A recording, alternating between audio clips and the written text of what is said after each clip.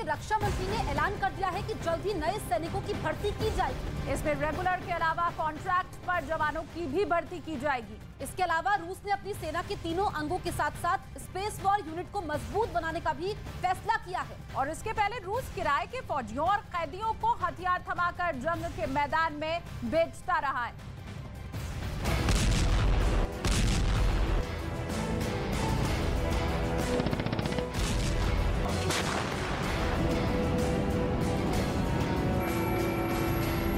कहते हैं ताकत का असली अंदाजा तभी लगता है जब ताकत को आजमा कर देखा जाता है।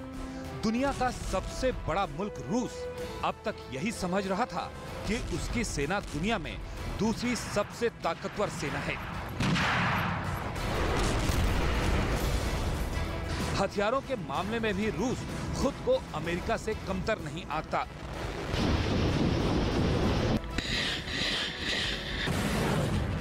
लेकिन यूक्रेन की जंग शुरू होने के बाद रूस को अपनी सैन्य ताकत का असल अंदाजा लग गया।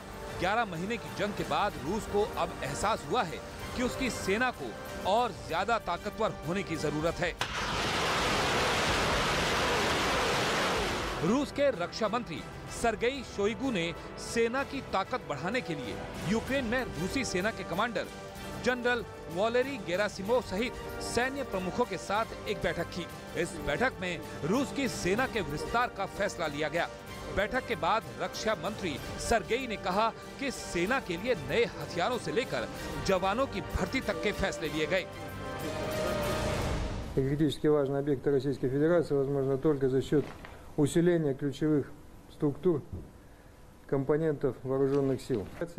Нарастить объемы подготовки специалистов в военную безопасность государства, защитить новые, создать 2 новых межвидовых стратегических территориальных объединений вооруженных сил, Московский и Ленинградский военные округа, а также самодостаточные группировки войск на территориях новых субъектов.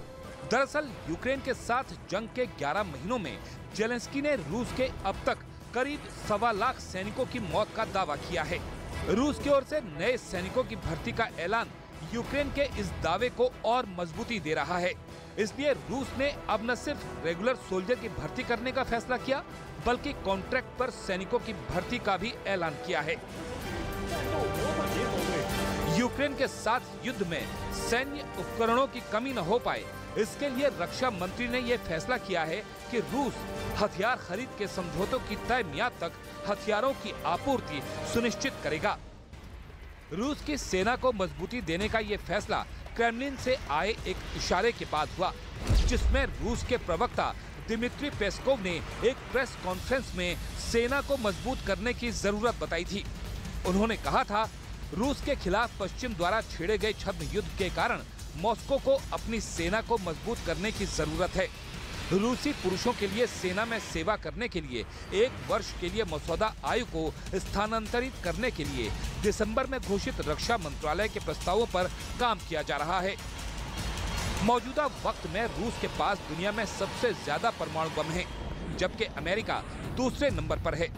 यही वजह है कि सैन्य ताकत में रूस से कई गुना ताकतवर होने के बावजूद नेटो देशों ने अब तक जंग के मैदान में खुलकर रूस का सामना नहीं किया। लेकिन यूक्रेन के कंधे पर बंदूक रखकर रूस को घुटने पर बैठाने की कोशिश में नेटो देशों ने पूरी ताकत झोंक दी है।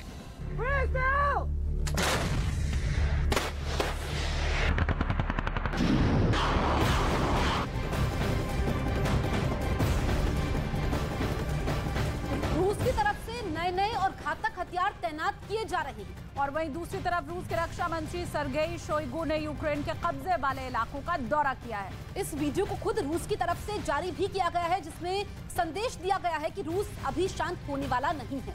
यूक्रेन के दौरे के वक्त रक्षा मंत्री सर्गेई शोइगु एक चीज को बारीकी से समझ रहे हैं, जिसने संकेत दे दिया है कि ये युद्ध अभी रुकने वाला नहीं है।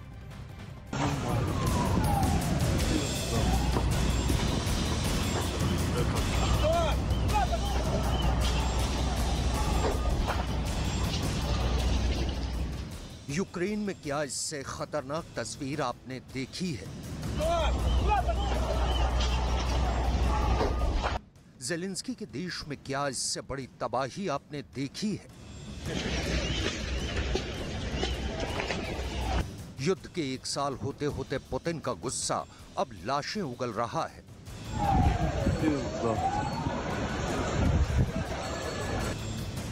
पुतिन ने इसके लिए अपनी सबसे खतरनाक क्रूज मिसाइल से हमले तेज कर दिए हैं।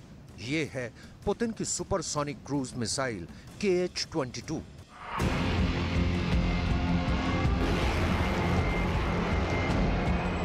KH-22 मिसाइल को नेटो किचन मिसाइल भी कहता है। इस मिसाइल की रेंज 600 किलोमीटर है और ये आवाज से 4 गुना तेज रफ्तार से अपने टारगेट को हिट करती है।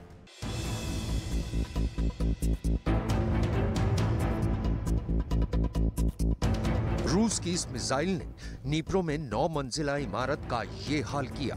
इससे अंदाजा लगाइए कि मिसाइल कितनी खतरनाक है। अब यूक्रेन की फौज ने ये मान लिया है कि उसके पास ऐसी मिसाइल को रोकने वाला कोई एयर डिफेंस नहीं है। ये रूस की वो मिसाइल है जिसे एयरक्राफ्ट कैरियर का किलर कहा जाता है। Що сталося у Дніпрі, те, що Росія готує нову спробу перехопити ініціативу у війні, те, що характер бойових дій на фронті потребує нових рішень в оборонному постачанні, все це тільки підкреслює, як важливо координувати наші зусилля усіх учасників коаліції захисту України.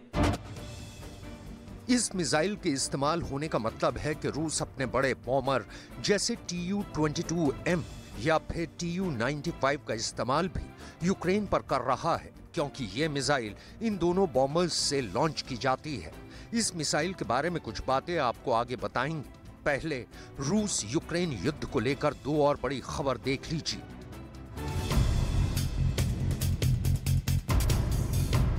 रूस ने एक वीडियो जारी करके बताया है कि उसके रक्षा मंत्री सर्गेई शोइगु ने यूक्रेन का दौरा किया। शोइगु किस लोकेशन पर गए ये नहीं बताया गया।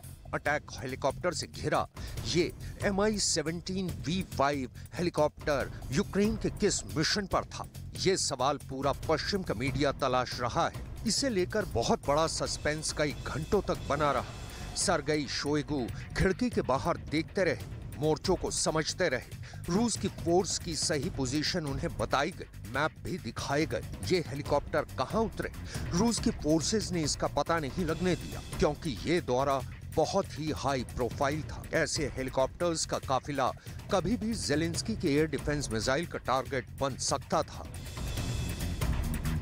लेकिन बाद में शोइगु की मीटिंग की जो तस्वीरें जारी की गई हैं, वहां रूस के कई मिलिट्री जर्नल्स देखे जा सकते हैं। इनमें स्पेशल ऑपरेशन के कमांडर जनरल वलेरी गेरासिमोव भी मौजूद थे, जिन्हें हाल ही में युद्ध की जिम्मेदारी सौंपी गई है। रूस के रक्षा मंत्री का इस तरह बहुत ही खुफिया दौरे पर पहुंचना बताता है कि ग्राउंड पर पुतिन कुछ बहुत ही खतरनाक करने की तैयारी कर रहे हैं।